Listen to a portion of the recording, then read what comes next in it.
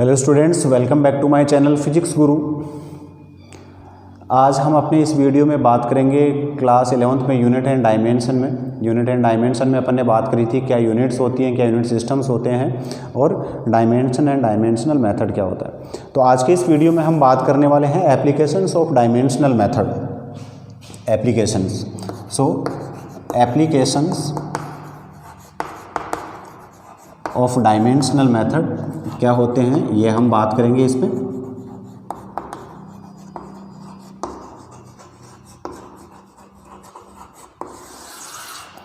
तो देखिए भाई, डायमेंशनल मेथड को हम कहाँ कहाँ पर यूज़ करते हैं ये हम यहाँ पर आज के इस वीडियो में पढ़ने वाले हैं। तो डायमेंशनल मेथड के तीन एप्लीकेशंस होते हैं, वन बाय वन हम तीनों के विद एग्जांपल्स बात करेंगे यहाँ पर। सबसे पहला जो यहाँ पर इसका एप्लीकेशन होता है वो होता है conversion from one unit system to another.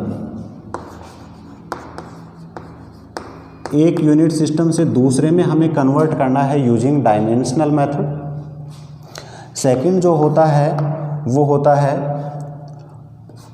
To establish relation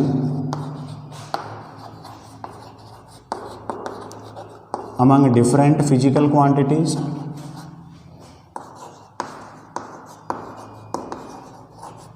तो फिजिकल क्वांटिटीज़ में हम रिलेशन इस मेथड से इस्टेब्लिश करेंगे। और थर्ड होता है जो रिलेशन इस्टेब्लिश होते हैं उन रिलेशंस को वेरीफाई करना। तो थर्ड एप्लीकेशन हो गया यहाँ पर to verify correctness of any formula. कोई भी जो फिजिकल फॉर्मूला होगा उसको हमें वेरीफाई करना है यहाँ पर कि भाई ये सही है या नहीं है। तो ये तीन एप्लीकेशंस हम यहाँ पर आज पढ़ने वाले हैं। सबसे पहले अपन बात करते हैं कन्वर्जन की, conversion from one unit system to another. तो कन्वर्जन स्टार्ट करने से पहले मैं बड़ी ही बेसिक चीज़ आप डिस्कस करने वाला हूँ आप लोगों के साथ में, और वो क्या है। देखिए भाई, जैसे मैंने बोल दिया कि भाई कोई जैसे ये चौक है मेरे हाथ में और इस चौक की लेंथ मैंने मान लिया कि भाई 5 सेंटीमीटर है। तो मैंने क्या बोल दिया, L = 5 सेंटीमीटर। अभी 5 सेंटीमीटर क्या हो गया, कांस्टेंट हो गया भाई। अब इस चौक को चाहे तो मैं यहाँ पर इंडिया में मेजर कर लूँ, चाहे मैं इसको पाकिस्तान ले जाऊँ, चाहे मैं इसको USA ले जाऊँ, चाहे मैं इसको ब्राज़ील ले जाऊँ, कहीं भी ले जाऊँ, anywhere on this planet its value is going to be constant. Clear. So L = 5 centimetre. It means यहाँ पर कांस्टेंट है क्या, 5 तो क्या हो गई न्यूमेरिकल वैल्यू। ये 5 क्या है यहाँ पर numerical value.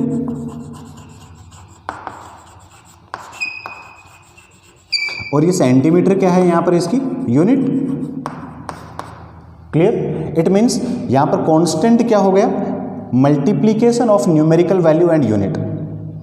In other words you can say unit system भी आप इसको कह सकते हो। अगर मीटर हो गया तो MKS सिस्टम हो जाएगा, सेंटीमीटर है तो CGS सिस्टम हो जाएगा। So in general we can say that numerical value n, numerical value को मैं रिप्रेजेंट कर रहा हूँ स्मॉल n से, इनटू यूनिट सिस्टम u, इन दोनों का मल्टीप्लिकेशन जो है वो हमेशा कैसा रहेगा, कांस्टेंट रहेगा। ये होगी भाई चीज़। क्लियर है क्या चीज़। Numerical value into unit system is always going to be constant in any measurement. और अगर मैं यहाँ से देखिए बात करूँ, n = मैं इसको क्या कह सकता हूँ, कांस्टेंट अपॉन u। क्लियर। और अगर यहाँ पर देखो कांस्टेंट अपॉन u है तो मैं इसको क्या कह सकता हूँ, n is reciprocal to u, या कह सकते हैं n is inversely proportional to u। ये चीज़ क्लियर है क्या, यहाँ से समझ में आई ये चीज़। कांस्टेंट है, कांस्टेंट अपॉन कोई भी क्वांटिटी है, इट मीन्स क्या हो गया कि ये प्रोपोर्शनल हो गया किसके, 1/u के। अदर वर्ड्स में हम कह सकते हैं कि भाई ये इन्वर्सली प्रोपोर्शनल हो गया u के। ठीक है। इट मीन्स अब यहाँ से हम क्या कह सकते हैं कि भाई लार्जर यूनिट सिस्टम अगर लार्जर होगा तो उसके लिए न्यूमेरिकल वैल्यू छोटी होगी। रेसिप्रोकल हो गए।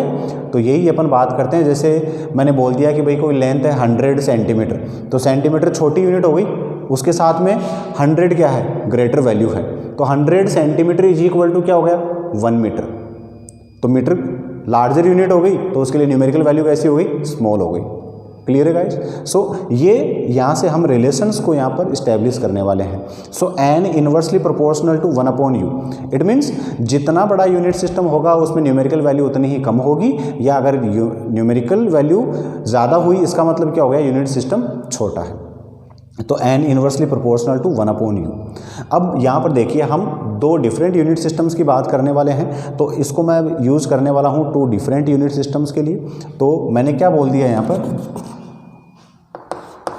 For any one system, any one unit system,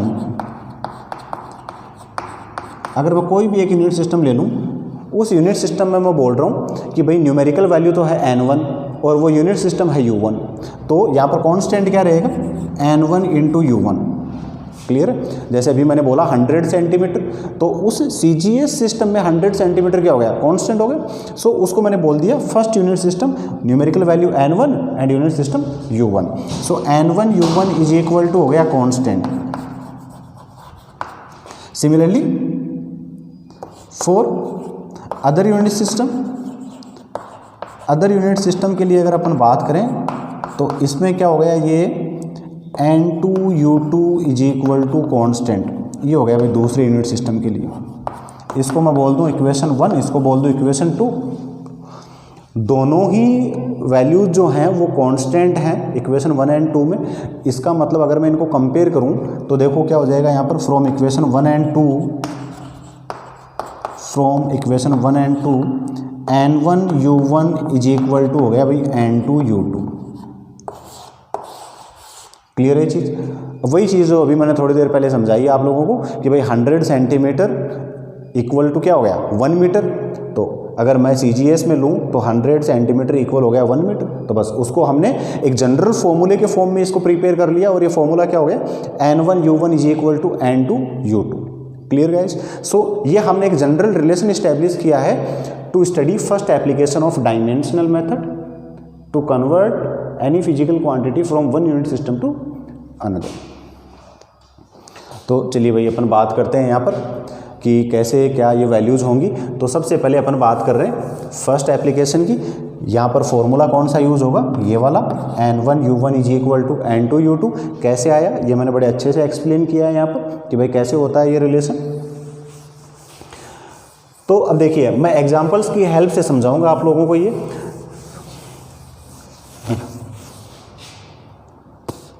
तो पहला application conversion from one unit system to another. तो यहाँ पर किसकी हेल्प से निकालना है, डायमेंशनल मेथड की हेल्प से। इसका मतलब जिस भी फिजिकल क्वांटिटी को आप एक सिस्टम से दूसरे सिस्टम में चेंज करने वाले हो, आपको उसका डायमेंशनल फॉर्मूला पता होना चाहिए।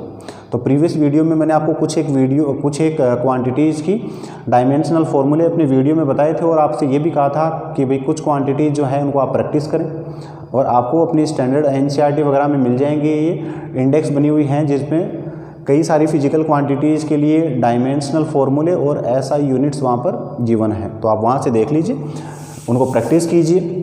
रटने वाली कोई चीज़ यहाँ पर है नहीं। 10, 20, 30, 50 क्वांटिटीज़ को आप प्रैक्टिस करोगे तो ऑटोमेटिकली फिर वो चीज़ें आपको याद हो जाएंगी और उसका कॉन्सेप्ट आपके दिमाग में फिट बैठ जाएगा।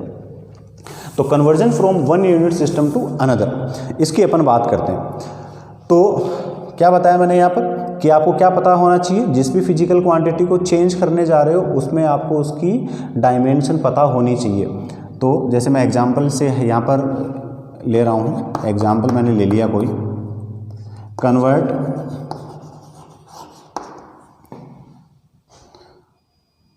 1 Newton force into CGS system. 1 Newton force को CGS सिस्टम में आपको कन्वर्ट करना है। तो भाई देखिए क्वांटिटी कौन सी हो गई यहाँ पर, फोर्स। क्लियर है? तो सबसे पहले तो आप यहाँ पर बात कर लो dimensional formula of force. Force का डायमेंशनल फार्मूला क्या हो गया। मैंने आप लोगों को बताया था कि भाई किसी भी फिजिकल क्वांटिटी का डायमेंशनल फार्मूला आपसे पूछ लिया जाए तो जो भी सिंपलेस्ट फार्मूला आपको क्लिक करे उस फार्मूले की हेल्प से आप निकाल दो। तो इसका सिंपलेस्ट फार्मूला क्या होता है, F = ma। तो इससे अगर आप निकालते हो तो मैंने बताया था इसका डायमेंशनल फार्मूला आता है मास के लिए तो हो गया m1, एक्सीलरेशन का होता है L1t-2, तो ये हो गया भाई L1t-2। तो इसका डायमेंशनल फार्मूला क्या आ गया, m1 L1t-2। Clear guys. इसके बाद हम बात करते हैं यहाँ पर हमारा फार्मूला ले लो। We know that N1 U1 = N2 U2। Clear है। अब देखिए थोड़ा सा मैं यहाँ पर न्यूमेरिकल्स को सोल्व करने के हिसाब से यहाँ पर बता देता हूँ कौन सी क्वांटिटी क्या है। सो N1 की अगर मैं यहाँ पर बात करूँ तो N1 क्या है, numeric value in first system. जो भी पहला आपका सिस्टम है, पहला मतलब गिवन, पहला मतलब क्या हो गया, गिवन यूनिट सिस्टम, उसमें क्या न्यूमेरिकल वैल्यू दी हुई है वो हो गया N1। और U1 क्या हो गया, दैट फर्स्ट यूनिट सिस्टम, कि भाई वो पहला यूनिट सिस्टम कौन सा है, CGS है या MKS है, फर्स्ट यूनिट सिस्टम। ठीक है। N2 क्या हो गया, numeric value in second system. Second system कौन सा हो गया यहाँ पर, अननोन, जो आपको कैलकुलेट करना है।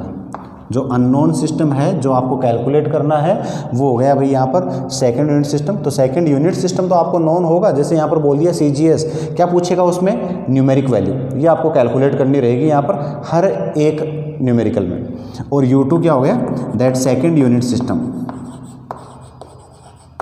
तो भाई ये हमने यहाँ पर फॉर्मूले को डिटेल में बात कर ली, कौन सी वैल्यू क्या है यहाँ पर इस वाले फॉर्मूले में।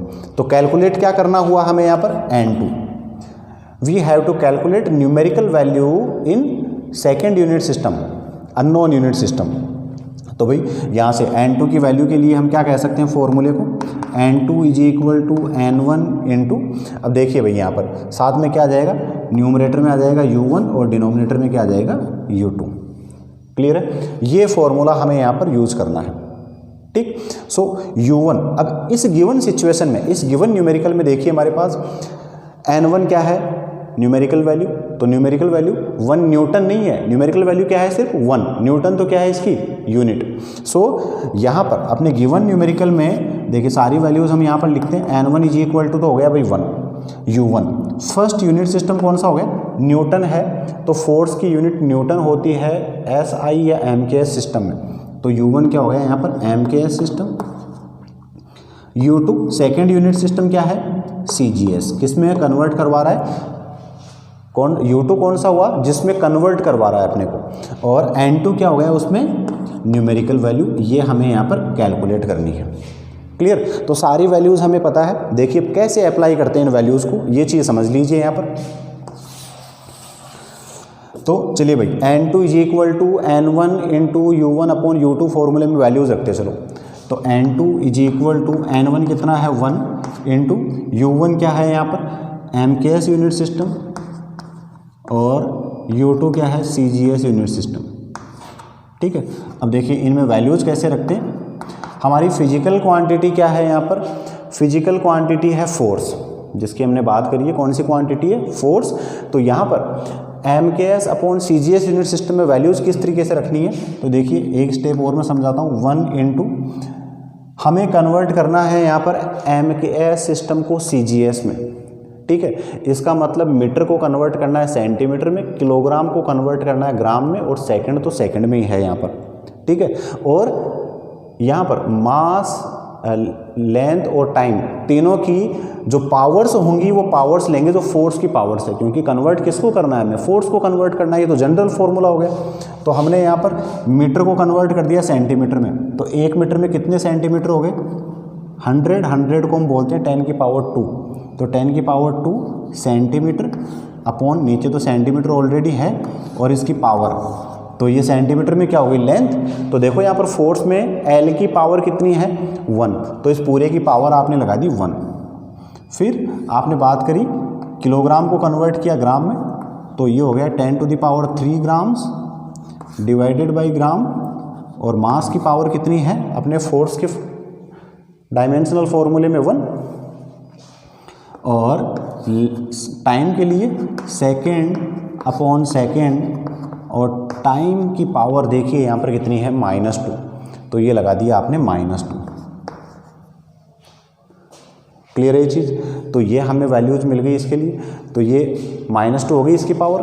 अब देखिए सेंटीमीटर से सेंटीमीटर कैंसिल, ग्राम से ग्राम कैंसिल, सेकंड से सेकंड कैंसिल, इसका मतलब हमें जो मिलेगी यहाँ पर वो प्योर न्यूमेरिक वैल्यू होगी, और यही हमें कैलकुलेट करना है। n2 प्योर न्यूमेरिक वैल्यू है, तो n2 = 1 इंटू, अब मैं 1 को इंटू में लिखूँ ना लिखूँ कोई फ़र्क नहीं है। तो देखिए यहाँ पर 10⁻², और इसकी होल पावर कितनी है 1, तो 10⁻² की पावर 1 कितना हो गया, 10⁻² ही रहा, मल्टीप्लाइड बाई यहाँ पर 10⁻3, और इसकी होल पावर 1, तो 10⁻3 रहा, और यहाँ पर सेकंड/सेकंड कितना बच गया 1, और 1 की पावर चाहे कुछ भी हो, 1 की पावर चाहे -200 हो, चाहे +200 हो, चाहे कुछ भी हो, उसकी वैल्यू हमेशा 1 ही रहेगी। तो ये आ गया × 1, तो कितनी न्यूमेरिक वैल्यू आ गई इसकी 10⁵। क्लियर है? इसका मतलब अब देखिए CGS सिस्टम में जो फोर्स की यूनिट होती है वो होती है डाइन। तो कैसे लिखते हैं हम, 1 न्यूटन = हो गया 10⁵, तो 10⁵ तो क्या हो गई न्यूमेरिक वैल्यू, और यूनिट क्या होगी, जैसे यहाँ पर न्यूटन है वैसे CGS में इसकी यूनिट होती है डाइन, DYNE। तो 1 न्यूटन में होते हैं 10⁵ डाइन। ये समझ आया इस? तो ये अच्छा सा एग्जाम्पल मैंने लिया। चलिए एक दूसरा एग्जाम्पल लेता हूँ जिसमें इसमें तो हमने बात करी है MKS टू CGS। अब एक और एग्जाम्पल लेके मैं आपको एक्सप्लेन करता हूँ ये कन्वर्जन, जिसमें हम बात करेंगे उल्टा CGS टू MKS। तो चलिए अपन बात करते हैं यहाँ पर।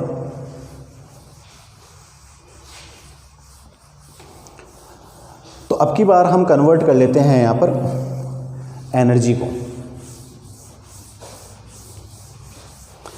तो देखिए एनर्जी आपने छोटी क्लासों में पढ़ा हुआ है, एनर्जी के लिए SI यूनिट या MKS यूनिट है वो होती है जूल। ठीक है, तो आपसे पूछ लिया कन्वर्ट,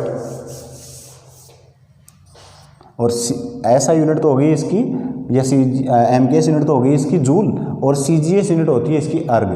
तो देखिए मैं यहाँ पर कन्वर्ट करने वाला हूँ अर्ग को, तो मैंने ले लिया 10 अर्ग, ERG। कन्वर्ट 10 अर्ग एनर्जी इनटू MKS सिस्टम, या तो डायरेक्टली बोल देगा MKS सिस्टम, और या इसकी जगह आपको दे सकता है क्या जूल, सीधा बोल देगा कि भाई इसको कन्वर्ट करो, अर्ग को कन्वर्ट करो किसमें, जूल में। तो आपको पता होना चाहिए कि भाई अर्ग तो इसकी यूनिट होती है CGS में, और जूल इसकी यूनिट होती है MKS या SI सिस्टम में। तो अब देखिए मैं डायरेक्टली यहाँ पर बात करता हूँ, गिवन डेटा क्या है यहाँ पर अपना, अभी पीछे मैंने आपको एक्सप्लेन किया। तो given data N1 numeric value in first unit system और गिवन यूनिट सिस्टम, तो न्यूमेरिक वैल्यू क्या हो गई 10, तो सिर्फ लिखना है आपको यहाँ पर 10। U1 फर्स्ट यूनिट सिस्टम क्या है यहाँ पर, फर्स्ट यूनिट सिस्टम अर्ग है यहाँ पर इसकी यूनिट, इसका मतलब कौन सा सिस्टम हो गया CGS। Clear? U2 second unit system किस में कन्वर्ट करना है, जूल में, और जूल किस में है MKS सिस्टम में। मतलब अब की बार कन्वर्ट करना है CGS को MKS में, और निकालना क्या है N2 मतलब न्यूमेरिक वैल्यू। क्लियर? सो लो भाई डायरेक्टली हमारा फॉर्मूला यूज करो। ठीक है, अच्छा दूसरी चीज़ जो मैंने बताई थी, जिस भी क्वांटिटी को कन्वर्ट करने जा रहे हैं उस क्वांटिटी का आपको पता होना चाहिए डायमेंशनल फॉर्मूला। तो डायमेंशनल फॉर्मूला ऑफ एनर्जी कितना होता है, एनर्जी, वर्क, इन सब के लिए डायमेंशनल फॉर्मूला सिमिलर होता है, मैंने निकाल के समझाया था ये, और ये होता है m1L2T-2। तो एनर्जी चाहे कोई भी एनर्जी हो उसके लिए हमेशा डायमेंशनल फॉर्मूला होगा m1L2T-2। तो लो भाई रखो वैल्यू यहाँ पर हमारे फॉर्मूले में। सो N2 = N1 × U1/U2। N1 की वैल्यू हो गई 10 × U1 हो गया आपकी बार CGS, और U2 हो गया MKS। मतलब हमें कन्वर्ट करना है CGS को किस में, MKS में। मतलब सेंटीमीटर अब की बार चेंज होगा मीटर में, ग्राम चेंज होगा किलोग्राम में, और सेकंड तो ऑलरेडी सेकंड में ही रहेगा। तो लो भाई रखो वैल्यूज। तो देखिए यहाँ पर क्या हुआ, अब की बार इस सिचुएशन में हमने कहा N2 = N1 की वैल्यू हुई 10, सेंटीमीटर को मीटर में कन्वर्ट किया तो 10⁻² मीटर अपॉन मीटर। ये चीज़ क्लियर, कैसे लिखा 10⁻²? 1 मीटर में होते हैं 10⁻² सेंटीमीटर, तो 1 सेंटीमीटर में हो गए 1/10⁻², और 10⁻² न्यूमरेटर में जाएगा तो 10⁻² हो गया। तो -2 लेंथ है, लेंथ की यहाँ पर पावर देखो कितनी है 2, तो इसकी पावर कितनी आ गई 2। फिर हमने बात करी यहाँ पर मास, तो हमें 1 ग्राम में हो गए 10⁻³ kg अपॉन नीचे kg ऑलरेडी है। तो देखिए भाई मास की पावर कितनी है यहाँ पर 1, तो ये हमने इसकी पावर रख दी 1, ठीक है। और सेकंड अपॉन सेकंड है, तो सेकंड अपॉन सेकंड, और टाइम की पावर है यहाँ पर -2। ये हमने वैल्यूज़ प्लेस कर दी। तो लो भाई मीटर से मीटर कैंसिल, केजी से केजी कैंसिल, सेकंड से सेकंड कैंसिल, मतलब आएगी न्यूमेरिकल वैल्यू, और वही चाहिए अपने को N2 न्यूमेरिक वैल्यू। सो N2 = 10 इंटू, ये देखिए 10⁻² और इसका होल स्क्वायर इंटू इधर आ गया 10⁻³ तो N2 की वैल्यू कितनी आ गई 10⁻² की पावर 2। तो इस तरीके से जब पावर्स होती हैं तो ये पावर्स क्या होंगी यहाँ पर मल्टीप्लाई हो जाएंगी। तो 10⁻² इंटू 2 कितना हो गया -4, और 10⁻4 इंटू 10⁻³ कितना हो गया। अब बेस सेम है तो पावर्स क्या हो जाएंगी, ऐड हो जाएंगी। तो 10⁻7, तो ये आ गया 10 इंटू 10⁻7, मतलब 10⁻6 जूल। ये तो सिर्फ न्यूमेरिक वैल्यू आई, 10⁻6 आ गई न्यूमेरिक वैल्यू। इसका मतलब क्या हो गया 10 अर्ग्स इक्वल हो गया भाई 10⁻6 joule.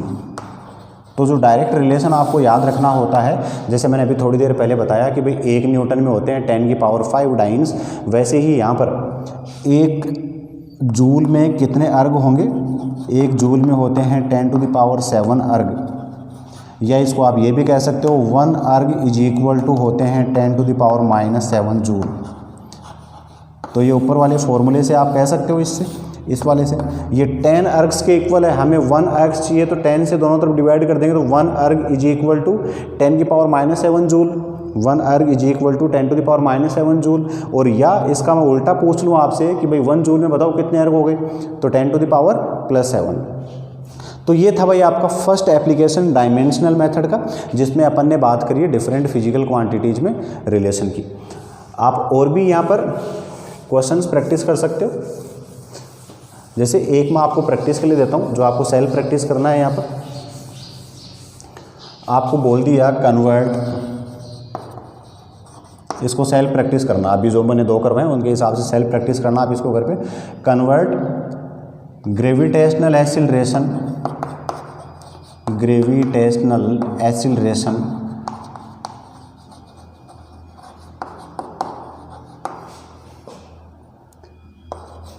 G = 980 cm/s² into MKS system. तो आपको यहाँ पर यूनिट देखते पता चल गया, cm/s² मतलब CGS दे रखा है। तो ये CGS है, इसको किस में कन्वर्ट करना है, MKS में। क्या है ग्रेविटेशनल एक्सीलरेशन, आपने 9th क्लास में ग्रेविटेशन वाले चैप्टर में अच्छे से पढ़ा हुआ है। स्मॉल g को हम बोलते हैं ग्रेविटेशनल एक्सीलरेशन, ठीक है। तो इसकी यूनिट क्या होती है, इसके लिए डायमेंशनल फॉर्मूला क्या होता है, जो एक्सीलरेशन का होता है L1t-2। तो ये ध्यान रखना है आपको। तो सेम मेथड जो अभी मैंने 2 न्यूमेरिकल्स करवाएं उन्हीं पर बेस्ड ये है। तो इसको आप नोट कर लो, सेल्फ प्रैक्टिस करना भाई। अब हम बात करते हैं हमारे सेकंड एप्लीकेशन की।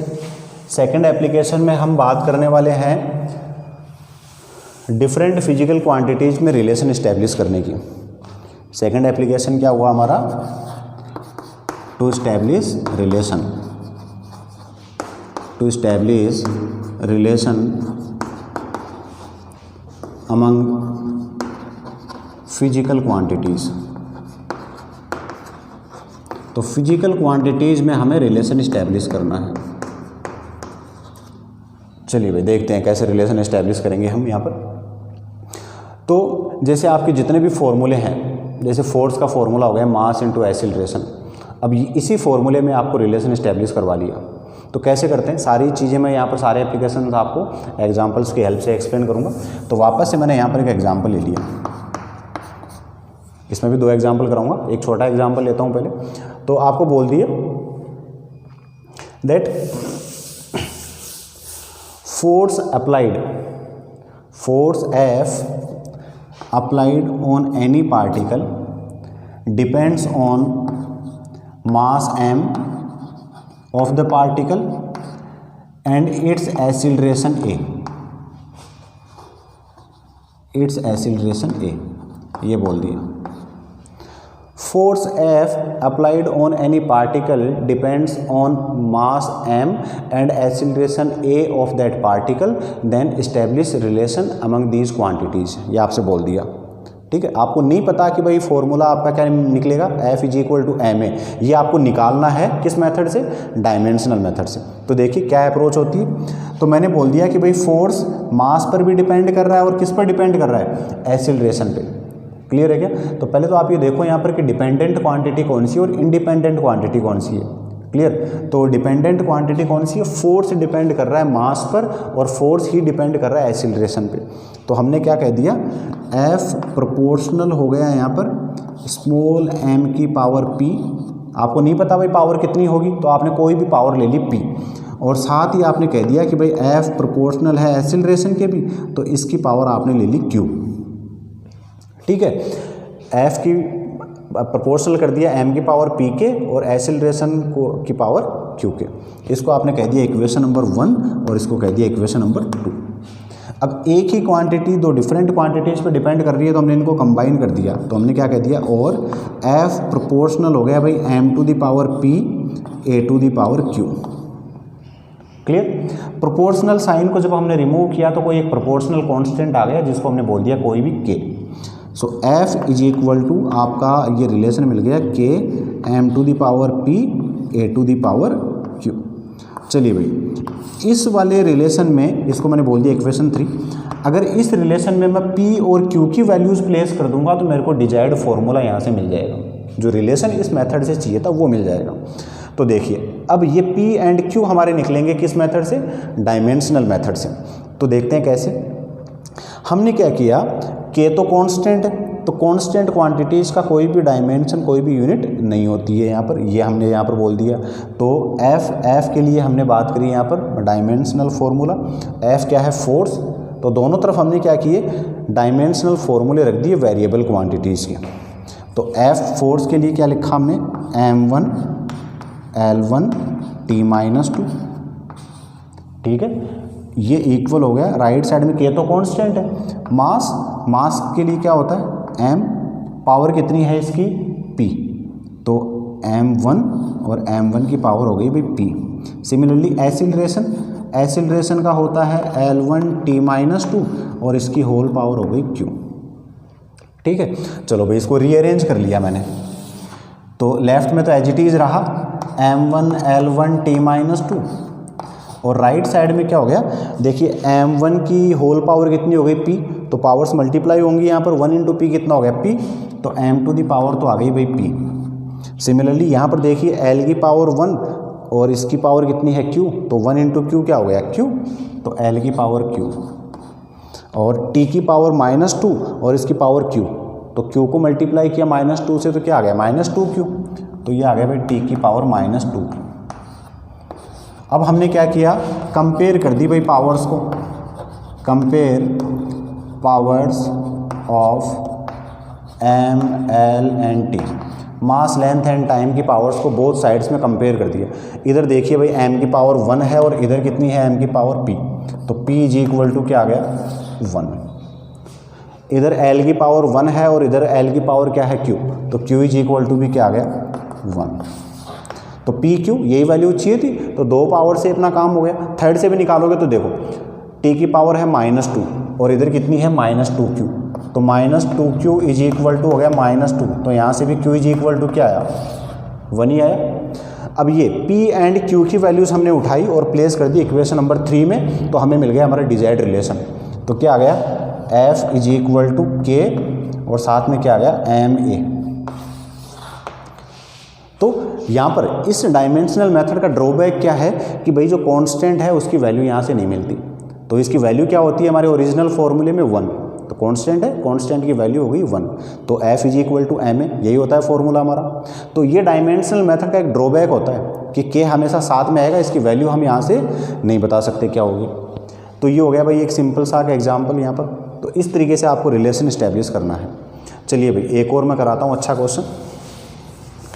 जैसे आपको बोल दिया कि भाई टाइम पीरियड है किसी सिंपल पेंडुलम का, time period of any simple pendulum.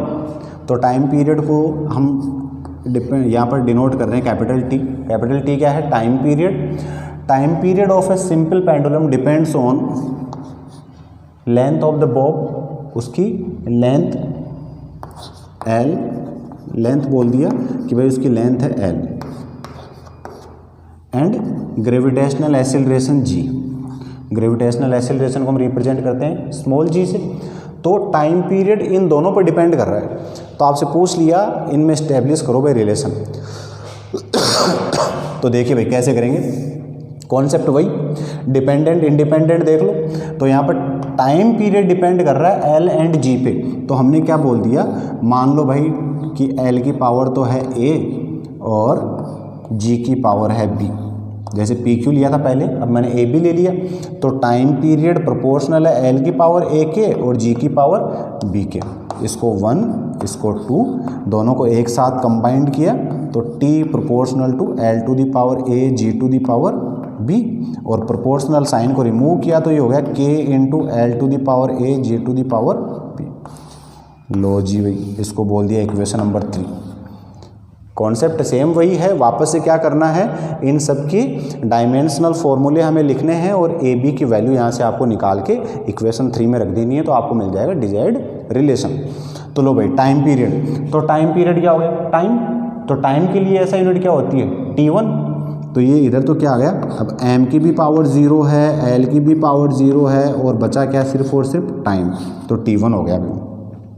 ये इक्वल हो गया, इधर कांस्टेंट है K, तो L लेंथ क्या हो गया L1 और इसकी पावर कितनी है A। ग्रेविटेशनल एक्सेलरेशन अभी मैंने थोड़ी देर पहले बताया था कि चाहे ग्रेविटेशनल एक्सेलरेशन बोल दे चाहे एक्सेलरेशन बोल दे, यूनिट और डायमेंशनल फॉर्मूले सेम होंगे। तो डायमेंशनल फॉर्मूला हो गया L1T-2 और इसकी पावर कितनी है B।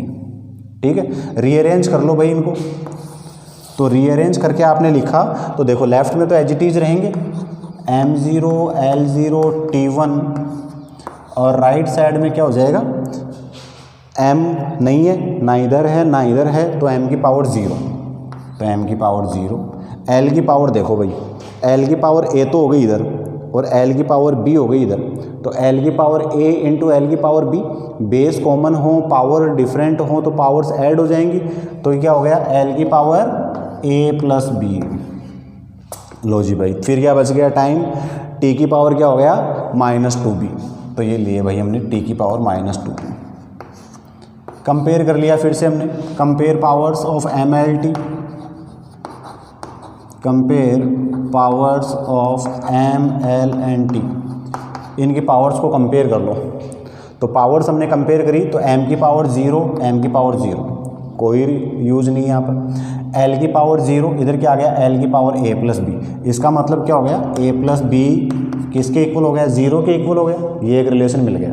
फिर T की पावर 1 और इधर क्या है T की पावर -2B, इसका मतलब -2B इज इक्वल टू क्या हो गया 1। तो B की वैल्यू यहाँ से आपको मिल गई कितनी, -1/2। ये B की वैल्यू यहाँ से उठा के इसमें रखी तो A की वैल्यू मिल जाएगी। तो A -1/2 इज इक्वल टू 0, तो A की वैल्यू कितनी आ गई भाई 1/2।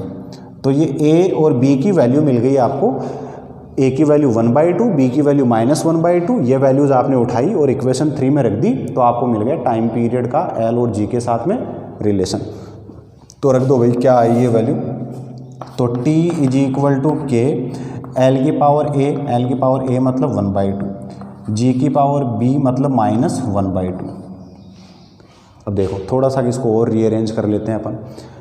ये g की पावर -1/2 है, इसको मैं अगर डिनोमिनेटर में ले जाऊं तो ये पावर प्लस की हो जाएगी। इस g की पावर -1/2 को मैं डिनोमिनेटर में ले जाऊंगा तो पावर प्लस की हो जाएगी।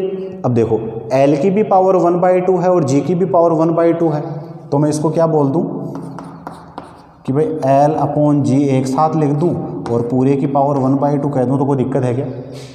और पावर 1/2 को हम क्या बोलते हैं? रूट। तो T = हो गया भाई K √ L/G। ये हो गया भाई सिंपल पेंडुलम के टाइम पीरियड के लिए रिलेशन। तो यहाँ पर फिर से वही चीज़ मैं कहूँगा, K की वैल्यू हम नहीं निकाल सकते। ओरिजिनल फॉर्मूले में K की वैल्यू होती है 2π कांस्टेंट वैल्यू है, तो K की वैल्यू यहाँ पर नहीं निकाल सकते हम। तो ये हो गया भाई क्या, डिफरेंट फिजिकल क्वांटिटीज़ में रिलेशन इस्टेब्लिश करने का कॉन्सेप्ट। अब जैसे कोई भी एक आर्बिट्रेरी में आपको देता हूँ रिलेशन, आप कोई भी फॉर्मूला लेके आप यहाँ से कैलकुलेट कर सकते हो, उसमें आप रिलेशन निकाल सकते हो। जैसे मैं 1-2 आपको देता हूँ यहाँ पर सेल्फ प्रैक्टिस के लिए। जैसे एक एग्जांपल मैंने ले लिया, बोल दिया पोटेंशियल एनर्जी। पोटेंशियल एनर्जी को हम रिप्रेजेंट करते हैं U से। Potential energy of a particle depends on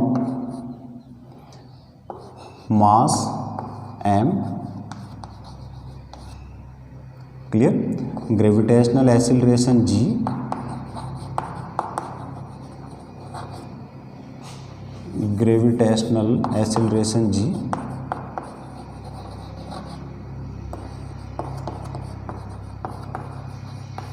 and height h, इन पे डिपेंड करता है भाई। तो इनमें रिलेशन निकालो। पोटेंशियल एनर्जी डिपेंड करती है मास m पे पार्टिकल के, ग्रेविटेशनल एक्सीलरेशन g और हाइट h पर डिपेंड करती है। तो इन चारों क्वांटिटीज़ में आपको रिलेशन इस्टेब्लिश करने हैं बाई डायमेंशनल मेथड। तो अभी थोड़ी देर पहले मैंने आपको बताया था, पोटेंशियल एनर्जी हो, चाहे काइनेटिक एनर्जी हो, चाहे वाइब्रेशनल एनर्जी हो, सोलर एनर्जी हो, थर्मल एनर्जी हो, दुनिया की कोई भी एनर्जी हो, उसके लिए ऐसा यूनिट तो होगी जूल, और डायमेंशनल फार्मूला होगा m1L2T-2। तो ये चीज़ आपको पता होनी चाहिए। इन तीनों के आपको पता है ही, बस सेम प्रोसीजर यहाँ से निकालना है। तो ये रिलेशन आप यहाँ से निकाल के प्रैक्टिस कर सकते हो। चलिए भाई, फिर हम यहाँ पर बात करते हैं थर्ड एप्लीकेशन की। जो डायमेंशनल मेथड का थर्ड एप्लीकेशन है, उस थर्ड एप्लीकेशन में हम बात करते हैं इन फॉर्मूलों की करेक्टनेस को वेरीफाई करने की। तो हमने कह दिया थर्ड एप्लीकेशन क्या हो गया, to verify correctness of given formula. किसी भी फॉर्मूले में उसकी करेक्टनेस को हमें वेरीफाई करना है। चलिए कैसे करते हैं, विद एग्जांपल ही समझाता हूँ इसको भी। वापस से मैंने एक एग्जांपल ले लिया, क्लियर। जैसे आपको कोई भी एक क्वेश्चन दे दिया, जैसे तुम्हारे एनसीईआरटी में एक क्वेश्चन था, prove that ½ mv² = mgh is dimensionally correct.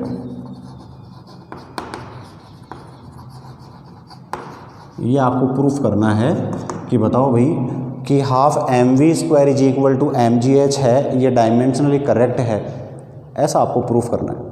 तो ऐसी सिचुएशंस में जब भी प्रूफ वाले आपको यहाँ पर चीज़ें करनी होंगी, तो आपको क्या करना है कि भाई लेफ्ट हैंड साइड में जो भी फिजिकल क्वांटिटी है उसका जो डायमेंशनल फार्मूला है वो अगर राइट वाली क्वांटिटी के डायमेंशनल फार्मूले के इक्वल हो गया, इट मीन्स तो क्या हो गया, that this relation is dimensionally correct, otherwise it is not.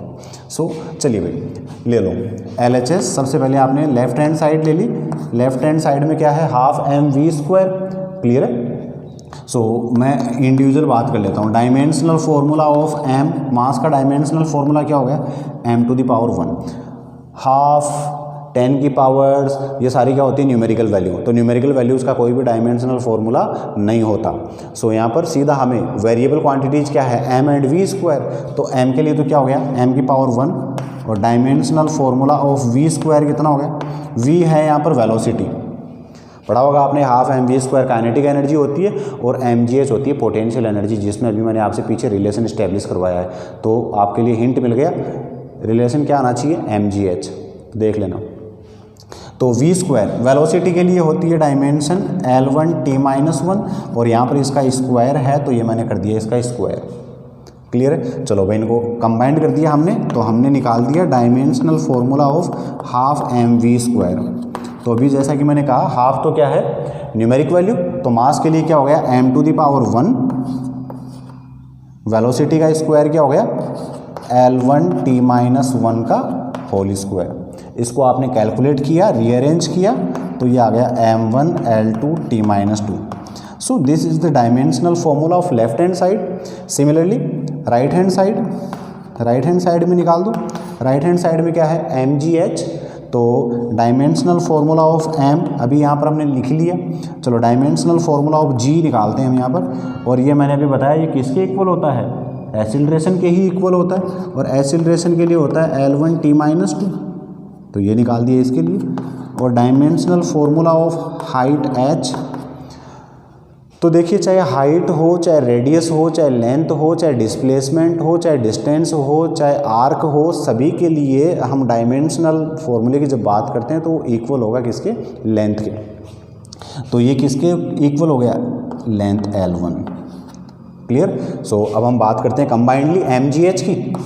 तो dimensional formula of mgh, dimensional formula of mgh, m के लिए अभी अपन ने बात करी m⁻1, g के लिए भी हमने लिखा L1 t-2 और h के लिए लिखा L1।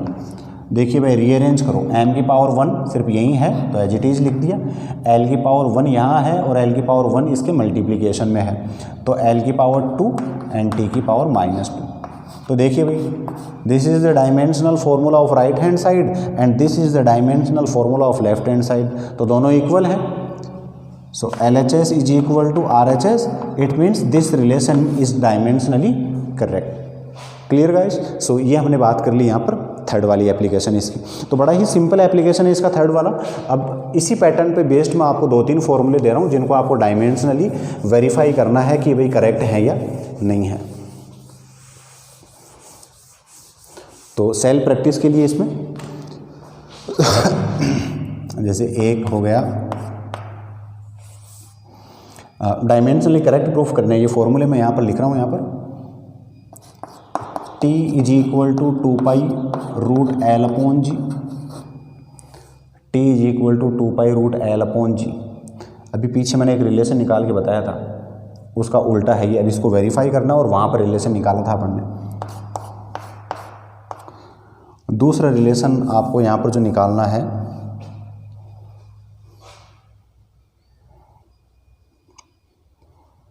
वो है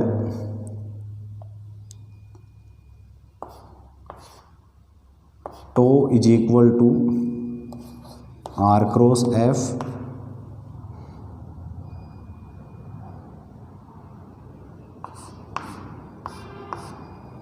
थर्ड कोई फॉर्मूला ले लो,